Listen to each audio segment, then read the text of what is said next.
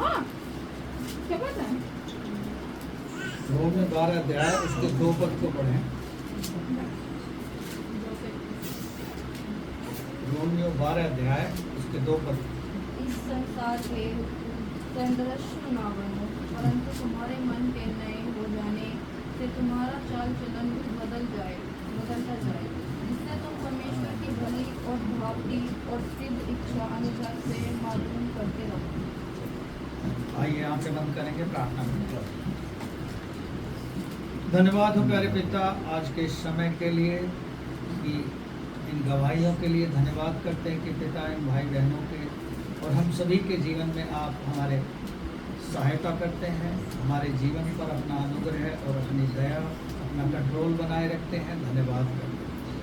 इस वचन को सीखने के लिए पवित्र आत्मा हम सभी की सहायता करे, समझने वाले को बुद्धि और ज्ञान मिले।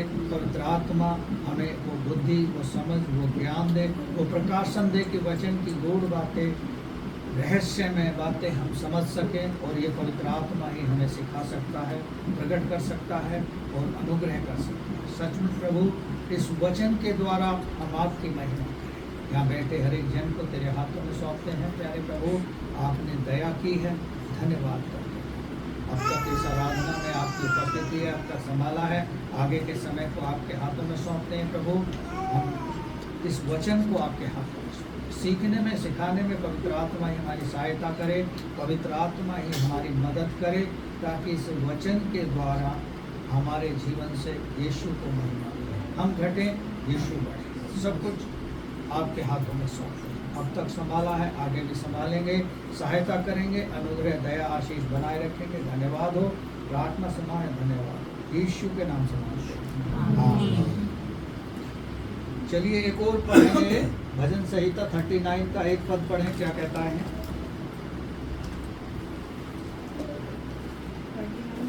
मैंने कहा अपने चाल चलन की चौकसी करूंगा, कि मैं अपनी जीभ से पाप ना करूं, जबकि दुष्ट मेरे सम्मुख है। मैं अपने मुख में लगाम लगा रहूंगा। मैं गूंगा बनकर मैं न रहा, भलाई करने से भी चुप्पी साधे रहे, और मेरे दुख बढ़ गए। मैं एक ही पढ़ना। चलिए आइए, रोमियो 12 अध्याय में क्या कहता है, सबने ध्यान से सुना, फिर से पढ़ो। इस संसार के सदृश न बनो। हाँ, इस संसार के सदृश्य न बनो, यानी इस संसार का, संसार कैसा है? संसार में बहुत कुछ हो रहा है। आप देखोगे चारों तरफ क्या हो रहा है, अराजकता फैली है, शांति है नहीं कहीं। लेकिन संसार के लोग परमेश्वर को नहीं जानते, उसकी उस सच्चाई को नहीं जानते जो परमेश्वर ने आप पर, हम पर प्रकट कर रखी।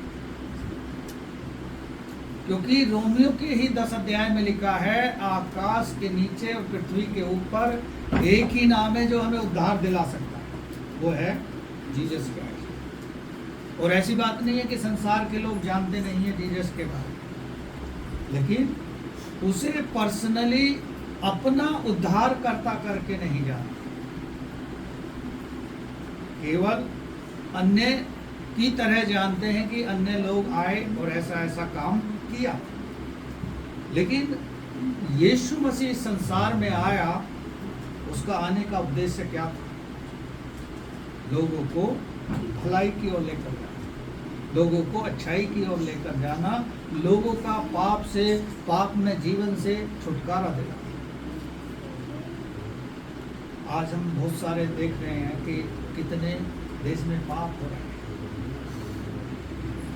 लिखा है वचन में कि अधर्म से सत्य को दबा दिया गया, लेकिन जो ऐसा सोचते हैं, अधर्म के चाहने वाले और अधर्म करने वाले, कि हम सत्य को दबा देंगे, लेकिन सत्य कभी दबता नहीं। कुछ समय के लिए उसकी आवाज को दबाया जा सकता है,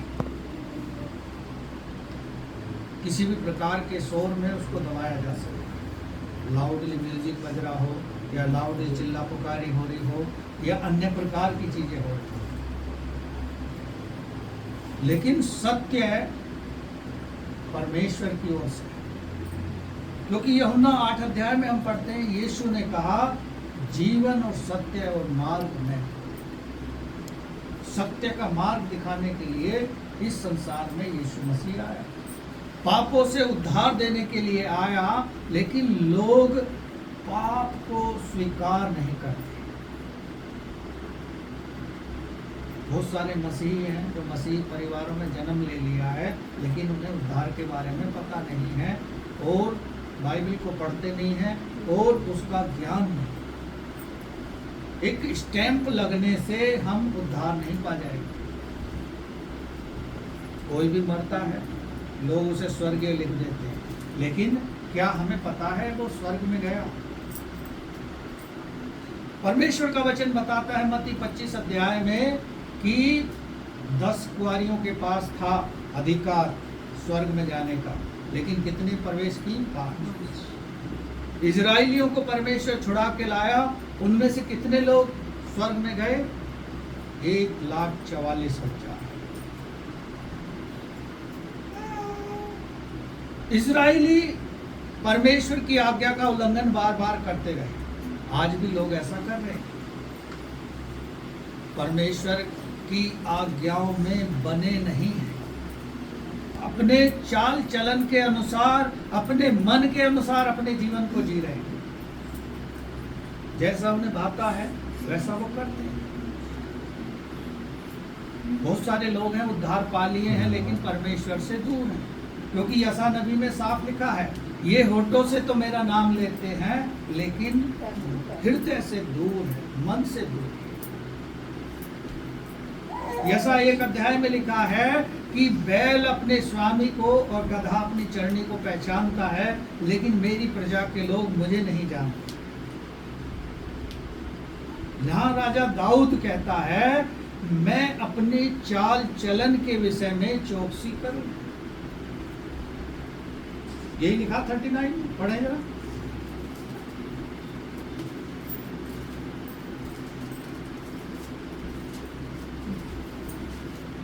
पहला पद।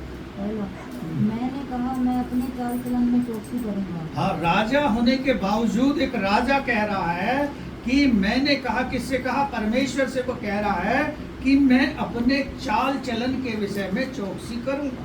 चौकसी कैसे करेगा? यानी अपने आप को सावधानी के साथ लेकर चलेगा, परमेश्वर के भय में, उसकी अधीनता में, उसकी आज्ञाओं में वो बढ़ना चाहेगा आगे, ताकि मेरी जीभ से पाप ना हो। हाँ, ताकि मेरी जीभ से पाप ना हो।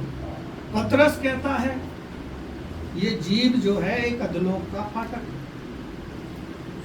तो हमें क्या करना है? अपने चाल चलन की खुद चौकसी करनी है। ऐसी चाल चलनी है जो परमेश्वर को भाए। हम पढ़ेंगे रोमी 12 का 2 पढ़ें, ये क्या कहता है? दोनों की एक साथ करें तुलना। इस संसार के दर्शन न बनो। हाँ, इस संसार की तरह मत बनो, जो संसार के लोग उद्धार के बारे में नहीं जानते, अनंत जीवन के बारे में नहीं जानते। हाँ, परंतु तुम्हारे मन के नए हो जाने से तुम्हारा चाल चलन बदलता रहेगा। हाँ, मन हमारा नया कब हुआ? जब हमने यीशु मसीह को अपना उद्धार करता करके ग्रहण किया, तो हमारा मन क्या हो गया? नया हो गया। हमने एक नया जीवन पा लिया, क्योंकि हमने अपने पापों की कन्फेस कर ली। आगे, जिससे तुम परमेश्वर की भली और भांति और सिद्ध इच्छा अनुभव से मालूम करते हो। हाँ, परमेश्वर की इच्छा क्या है? भली और भावती सिद्ध इच्छा से हम उसे जान सके। जब हम स्वतंत्र होकर समर्पण के साथ उसकी अधीनता में डरते और भय में कांपते हुए उसके पास आएंगे और उसके वचन को निरंतर पढ़ेंगे, ग्रहण करेंगे, तो वो हमें अपनी इच्छा को बताएगा। भजन संहिता 143 में भी लिखा है कि हे यहोवा परमेश्वर, मुझे सिखा कि मैं तेरी इच्छा कैसे पूरी करूं। वो भी राजा दाऊद कहता है। तो हमको क्या करना है? अपने चाल चलन के विषय में सोचना है और संसार के सदृश्य नहीं बना है, क्योंकि हम तो परमेश्वर ने अलग किया है, संसार में से चुनकर अलग किया है। क्योंकि यूहन्ना 15 अध्याय के 16 पद में लिखा है, मैंने तुम्हें चुना है, तुमने मुझे नहीं चुना। जितने हम यहाँ मौजूद हैं उनको परमेश्वर ने चुना है, हमने परमेश्वर को नहीं चुना। आइए एक और पद जल्दी से पढ़ेंगे, मेरे साथ निकालें। भजन संहिता 119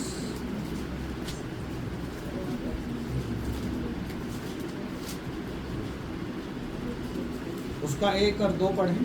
क्या ही धन्य है वे जो चाल के खरे हैं। हाँ, यहाँ लिखता है राजा दाऊद, क्या ही धन्य है वो जो चाल के खरे हैं, यानी खराई से चलते हैं। जैसे अय्यूब जो था, ईमानदारी, सच्चाई और खराई से परमेश्वर के साथ चलता था। हमें और आपको भी वही शिक्षा मिलती है, क्या ही धन्य है वो जो चाल के खरे हैं। हाँ, और यहोवा की व्यवस्था पर चलते हैं। हाँ, यहोवा की व्यवस्था क्या है? परमेश्वर का वचन। जो उस व्यवस्था पर जो परमेश्वर ने मूसा के द्वारा इजराइलियों को दी, जो आपको और हमें ये पवित्र वचन मिला, ये परमेश्वर का व्यवस्था है। आगे, क्या ही धन्य है वे जो उसकी चुनौतियों को मानते हैं। हाँ, उसकी चुनौती क्या है? उसके भय में चलना, उसकी अधीनता में चलना, उसकी आज्ञाओं का पालन करना, ये हमारे लिए चुनौती है। मसीही जीवन आनंद की जिंदगी का जीवन नहीं है, कष्ट उठाने का भी जीवन। क्योंकि पौलुस को देखो कितने कष्ट उठाए। चलिए एक और पद जल्दी से पढ़ेंगे मेरे साथ। 119 में ही एक 168 पढ़ें, क्या कहता है?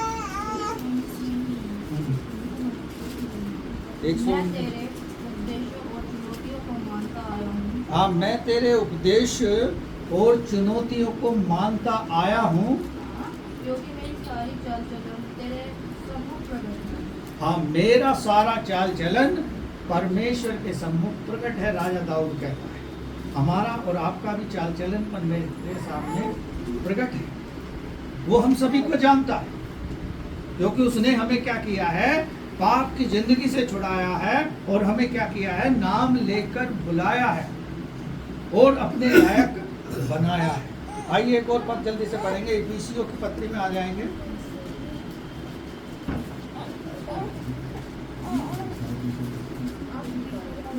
इफिसी 4 अध्याय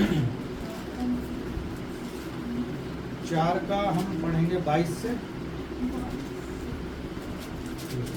कि तुम पिछले चाल चलन के पुराने मनुष्य तत्व को जो भटकाने वाली अभिलाषाओं के अनुसार भ्रष्ट हो जाता है उतार डालो। हाँ, यहाँ क्या कह रहा है? तुम अपने पिछले चाल चलन, जो पिछला था हमारा पाप की जिंदगी का भरा हुआ चाल चलन था, बुराई में हम पड़े थे, संसारिकता में हम पड़े थे, वो चाल चलन हमारा कैसा था? परमेश्वर में बुरा। लेकिन परमेश्वर ने हमारे चाल चलन को क्या किया है? बदला है, प्रकट किया है। आगे, और अपने मन के आत्मिक स्वभाव में नए बनते जाओ। आत्मिक स्वभाव में नया बनना है, अपने पुराने मनुष्य को उतार देना है और नए बनते जाना है। उसमें दिन प्रतिदिन बढ़ते जाना है कि हमारा जीवन परमेश्वर में दिन प्रतिदिन बदलना है। 24 पढ़ें इसका। और नए मनुष्य तब को पहन लो, जो परमेश्वर के अनुरूप सत्य की धार्मिकता और पवित्रता में सृजा गया है। सत्य की धार्मिकता में और पवित्रता में हमें और आपको सृजा गया है। देख रहे हैं संसार में कैसा हो रहा है। हमें परमेश्वर ने उससे अलग कर रखा है, क्योंकि संसार के जैसा हमें नहीं बनना। क्योंकि परमेश्वर को हमें संसार के जैसा बनाना होता तो संसार की भीड़ से अलग ना करता। उसने हमें अपने लहू के द्वारा हमारे पापों को क्षमा किया है, हमारे रोगों को चंगा किया है। इसलिए पुराने मनुष्यत्व को उतार डालो और नए चाल चलन में नए मनुष्यत्व को पहन लो, जो परमेश्वर की अनुग्रह और दया के अनुरूप हो। फिर से पढ़ें इसे। और नए मनुष्य तब को पहन लो, जो परमेश्वर के अनुरूप सत्य की धार्मिकता और पवित्रता में सृजा गया है। हाँ, सत्य की धार्मिकता में और पवित्रता में हम और आप सृजे गए हैं। हमें पवित्र होने के लिए बुलाया है। पतरस भी कहता है परमेश्वर पवित्र है, तुम भी पवित्र बनो। लेकिन हमारा मन है कि मन में असाध्य रोग लगा है, मन हमें संचालित करता है। यदि हम मन को वश में करेंगे, कंट्रोल करेंगे, और वो अपने आप से नहीं कर सकते, परमेश्वर के वचन के द्वारा हम इसे नियंत्रित कर सकते हैं, क्योंकि परमेश्वर सहायता करेगा। अभी हम बहुत से हैं यहाँ बैठे हैं, लेकिन सोच कहीं और के रहे होंगे, क्योंकि मन में ऐसा चल रहा है। और परमेश्वर का वचन कहता है मन जो है चलायमान है। चलायमान से मतलब वो चलता रहता है, सोचता रहता है, कुछ ना कुछ करता रहता है। हम शरीर में तो शरीर से बैठे रहते हैं, लेकिन हमारा मन कहाँ कहाँ की सोचता है, कहाँ कहाँ में लेकर जाता है, क्या क्या हमारे मन में बुराइयां उत्पन्न करता है। ये मन है। पुराना मनुष्य तो हमारा बदल जाना चाहिए, क्योंकि वचन कहता है रोमियों की पत्री में, जब हमने उसका बपतिस्मा लिया यीशु मसीह का, तो हमने पुराने मनुष्य तब को पानी में छोड़ दिया और नया मनुष्य तब हमारे अंदर आना चाहिए। पौलुस कहता है कुरिन्थियों में आके अंश अंश करके हमें बदलना है, अपने चाल चलन में, अपने व्यवहार में, परमेश्वर के वचन में, उसकी संगति में, उसके प्रार्थना के जीवन में, तब हमें परमेश्वर ऊंचा उठाएगा। हालेलुया। आइए एक और पद जल्दी से पढ़ेंगे, पहला थिस्सलुनीयों में आ जाएंगे।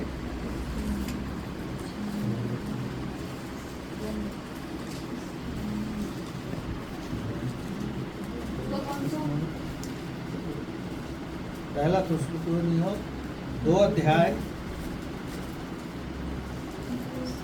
12।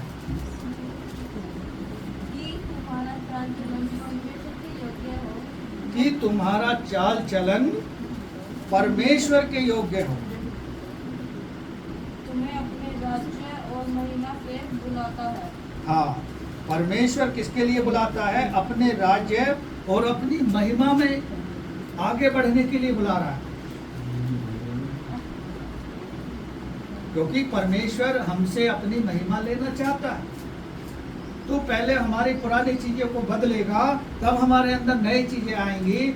जब हम उसके लायक बनेंगे, उसकी इच्छा के अनुसार अपने जीवन को जिएंगे, तो परमेश्वर हमें फिर इस्तेमाल करेगा। पूरी बाइबल को आप पढ़ोगे तो राजा दाऊद को ही परमेश्वर ने ऐसा कहा, वह मेरे मन माफी। जैसे माता पिता कहते हैं ना, ये बेटा या बेटी मेरे मन माफी कर मेरे को मेरी बातों को मानती है। तो राजा दाऊद को वो पदवी परमेश्वर ने दी कि ये मेरे मन माफिक है, मेरी मन के अनुसार चलता है। क्या आप और हम उस पदवी तक पहुंच सकते हैं जो परमेश्वर ने राजा दाऊद को दी? हमें प्रयास करना चाहिए। 4 का 1 पढ़ें इसी में। इसलिए वे भाइयों और तुमसे विनती करते हैं और तुम्हें प्रभु यीशु में समझाते हैं कि जैसे तुमने हमसे योग्य चाल चलना और परमेश्वर को प्रसन्न करना सीखा है, और जैसा तुम चलते भी हो वैसे ही और भी बढ़ते जाओ। हाँ, यहाँ पौलुस कितनी अच्छी बात लिखता है कि जैसे तुमने चलना सीखा है, हम तुम्हें समझाते हैं, वैसे है और भी बढ़ते जाओ। लेकिन आजकल के मसीहों को देख रहे हैं, बैक गियर डाल लिया है, पीछे हटते जा रहे हैं। ये क्यों हट रहे हैं? क्योंकि वचन में लिखा है अंत के दिनों में ऐसा होगा, लोगों का विश्वास ठंडा पड़ जाएगा और वो आराधनालय में नहीं जाएंगे। सो रहे हैं तो सो ही रहे हैं, खा रहे हैं तो खा ही रहे हैं, घूम रहे हैं तो घूम ही रहे हैं, क्योंकि परमेश्वर की कोई जरूरत नहीं। लेकिन यदि परमेश्वर ने आपको चुना है, तो याद रखो, आप कितना ही भाग लो, कितना ही बुराई कर लो, कितने ही गंदगी में डूब जाओ, परमेश्वर आपको निकाल कर लाएगा। क्यों? क्योंकि उसे आपसे काम लेना है। हम देखते हैं योना के विषय में, परमेश्वर ने उससे कहा नीनवे को जा और वहां जाके प्रचार कर, क्योंकि वहां बहुत क्रूरता हो रही है, नहीं तो मैं उसे नाश कर दूंगा। लेकिन योना ने एक्चुअल किया क्या? उसने परमेश्वर की आज्ञा को नहीं माना और वो किधर भागने लगा? वो तरसीस वाले जहाज में जाके सो गए। वो अपनी बुलाहट से चूक गया। परमेश्वर ने जो चाहा था उसने वो नहीं किया, लेकिन परमेश्वर उसे कराना तो वही चाहता था। हम और आप भी योना की तरह करते हैं, भागते हैं हम, क्योंकि हम योना की जैसी सोच रहे हैं। योना जहाज में सो रहा था, परमेश्वर ने समुद्र में आंधी तूफान को भेजा और वो जहाज डूबने लगा, पानी भरने लगा और जितने भी सफर कर रहे थे उस जहाज में वो डर गए, वो सामान फेंक दिया। और जितने लोग थे उन्होंने पर्ची बनाकर डाली तो किसके नाम पर निकली? योना के नाम, क्योंकि परमेश्वर का चुना हुआ। लोग उससे पूछ रहे थे कौन है भाई, तू कहाँ से आया और कहाँ जा रहा? उसने बता दिया, मुझे परमेश्वर ने वहां भेजा था, लेकिन मैं कहीं और जा रहा। उसने कहा ये विपत्ति तेरी वजह से। योना ने कहा मुझे उठा के पानी में फेंक। और परमेश्वर ने उसे किसके अंदर रखा? मगरमच्छ के। जैसे यीशु मसीह 3 दिन मृत्यु की दशा में रहा, योना भी उस अनुभव से गुजरा, लेकिन योना को पता नहीं था। क्या आज किसी मनुष्य को मगरमच्छ के सामने डाल दो, क्या वो जीवित निकल आएगा? परमेश्वर ने आज्ञा दी, जाके इसे नीनवे के सीमा पर भेज दे, पलट दे वहां जा। और मगरमच्छ ने उसको वहां जाकर योना ने प्रचार शुरू कर दिया। आज भी ऐसा ही हो रहा है। उत्पत्ति 6 अध्याय को आप पढ़ लो कि परमेश्वर जब वो जल प्रलय को भेजने वाला था संसार में, पृथ्वी पर नष्ट करने वाला था सब कुछ, तो उसने उससे कहा, नूह से जाके प्रचार कर, मैं पृथ्वी को नष्ट करने वाला हूँ, लोग मन फिरा ले। लेकिन लोगों ने सुनी नहीं। आज भी कलीसियाओं में जगह जगह, परिवारों में और जगह जगह परमेश्वर के वचन का प्रचार हो रहा है, यीशु मसीह आने वाला है, जागरूक हो जाओ। लेकिन कोई सुनने वाला कोई है, कोई जगने वाला कोई है, सो जाने वाले। लेकिन अंत के दिनों में ऐसा होगा, लोगों का प्रेम ठंडा पड़ जाएगा। आप कभी प्रकाशित वाक्य को पढ़ोगे तो आपको संसार की सच्चाई एकदम समझ आ जाएगी। जो पृथ्वी पर हो रहा है इन दिनों में, वो परमेश्वर के वचन के अकॉर्डिंग हो रहा है, उससे इधर या उधर कुछ नहीं हो रहा। नीति वचन 15 अध्याय को पढ़ लो, लिखा है धर्मी और अधर्मी दोनों पर परमेश्वर ही सूर्योदय करता है, दोनों को खाने को वही देता है, जीवित वही रखता है। लेकिन जो अधर्मी है वो अपने अधर्म में फंसा है। लेकिन हम और आप तो उसका उद्धार पा लिए हैं, उसकी सच्चाई को जान लिए हैं, फिर भी हम योना की तरह उस सच्चाई से भाग रहे हैं। आइए एक और पद पढ़ेंगे, उसके बाद समाप्त करेंगे। 2 तीमुथियुस से निकालें।